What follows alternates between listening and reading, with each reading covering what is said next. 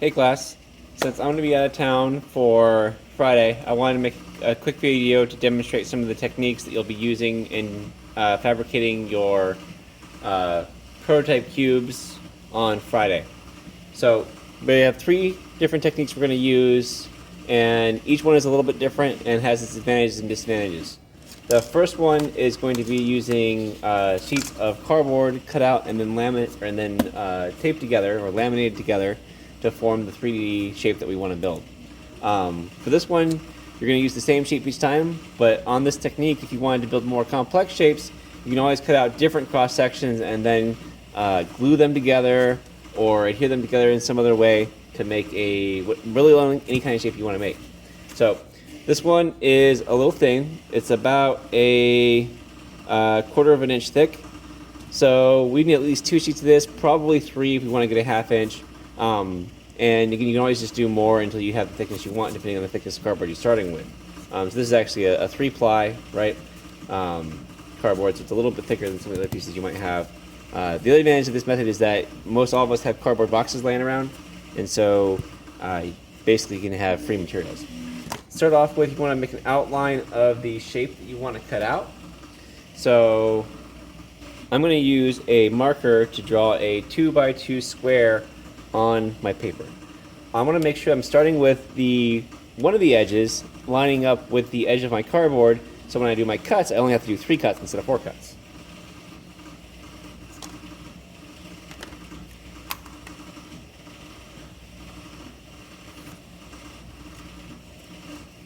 Again, I can use the grid lines here as well to help me lay out all my lines and help to make sure that my edges are all square.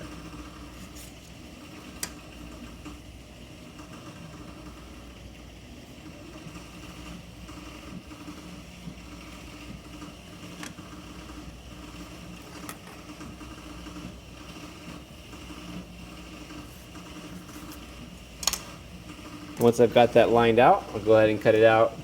This is using just an X-Acto knife. One thing about these are pretty cheap. We do have extra blades if the blades are dull. So if you're having trouble cutting, try swapping a blade out. The blades swap out just by turning this nut, which then loosens the blade and you can pull them out. And then you also want to make sure you kind of tighten it back up after you do that, so that way you're not going to have a loose blade. Also make sure you're cutting with the sharp side of the blade and not pushing against the dull side, or not having the sharp side touch your fingers or anything. Keep your fingers back towards the knurled parts for safety.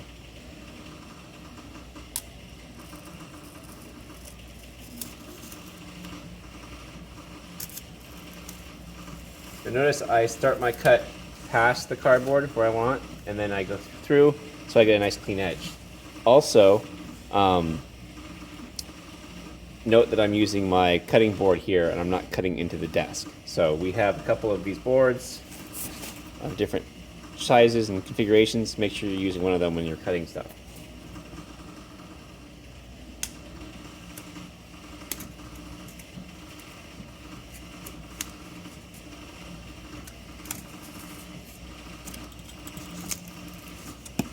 It's a little bit loose on the side. You can always come back to the back side of the cardboard cut it loose.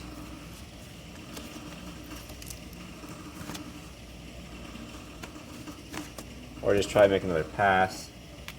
Make sure you have the full depth of the cut.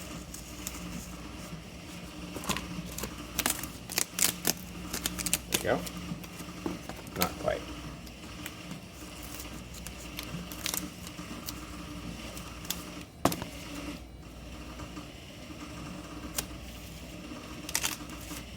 There we go.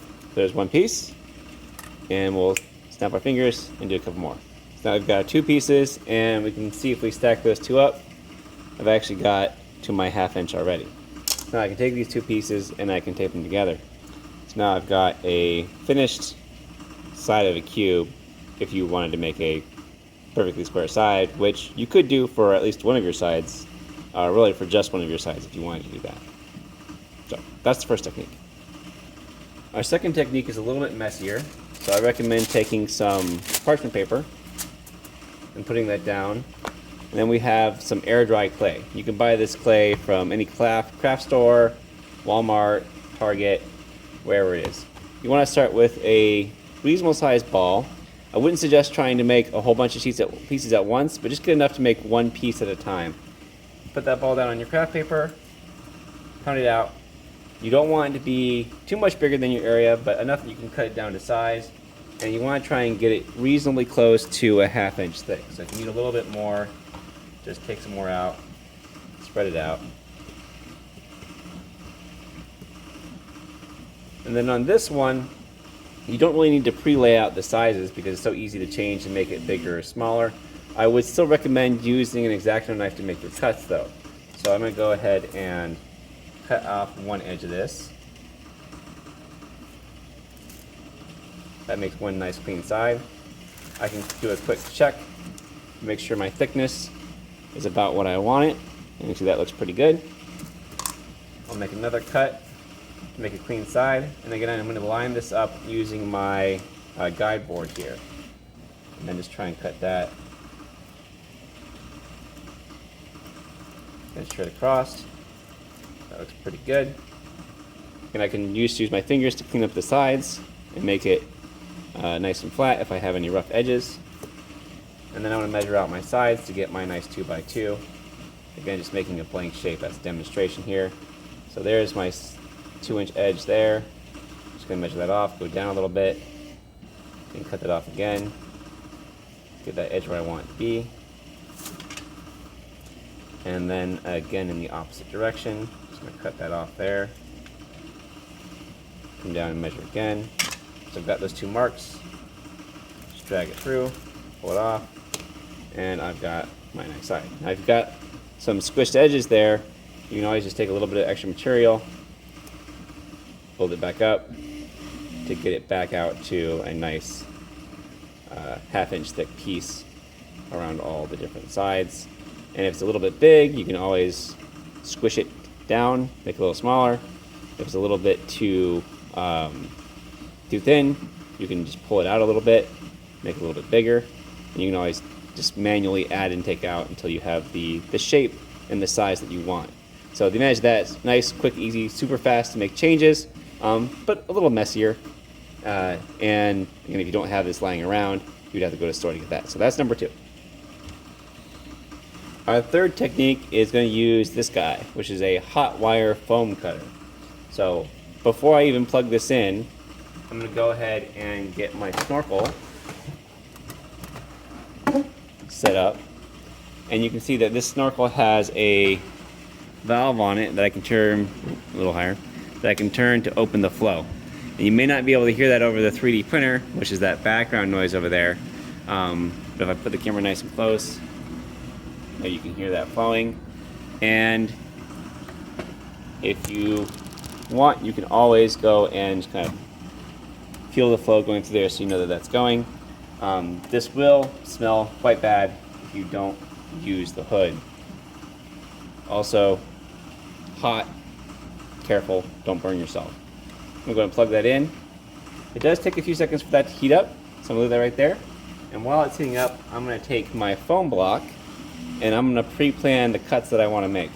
And I'm going to start from a cut edge. In this case, I actually have 2 cut edges that I'll use. And so I'll just use the minimum number of cuts that I need to make my part. This is already a 1/2 inch thick, so I don't have to worry about thickness on this one, which is nice.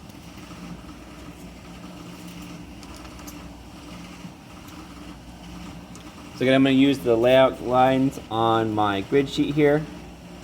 Just going to mark my 2 inches and my 2 inches. Then I'll use my ruler, again minding my hot wire over there to draw those lines.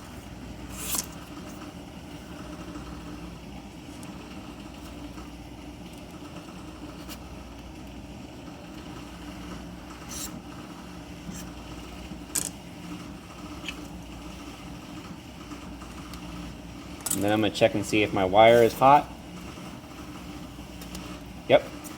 And so all I need to do here is drag the wire through the foam, careful not to touch the wire with my fingers. Again, just like when cutting with the X-Acto knife, it's usually a good idea to cut past your line and try and go straight through and then revise it after the fact. So I'm going to try and do this in a way that you guys can see it. I'm going to go a little higher in the hood here. And I'm just going to drag it straight across and then come back and again do the same thing, go straight down. And remember, you can always take off more material. This one's very difficult to add material back in. So if I don't go close enough, I want to come back in and trim that up a little bit. I'm really evaporating that foam as I go. And I can even go and make sure that I have nice square edges to get that cleaned up. You know, as much as you like, or even as little as you like. If you don't want to clean it up, you can leave it fairly rough. And this is nice because you can do very, very complex shapes fairly quickly. We're just using a 1/2 inch thick sheet here because we want to make 1/2 inch thick sides for our cubes. But if you had a bigger block of foam, you could make some fairly complicated geometry with this very quickly. So, hope that was helpful. Hope you guys enjoy trying these different techniques, and I'll see you all in class next week.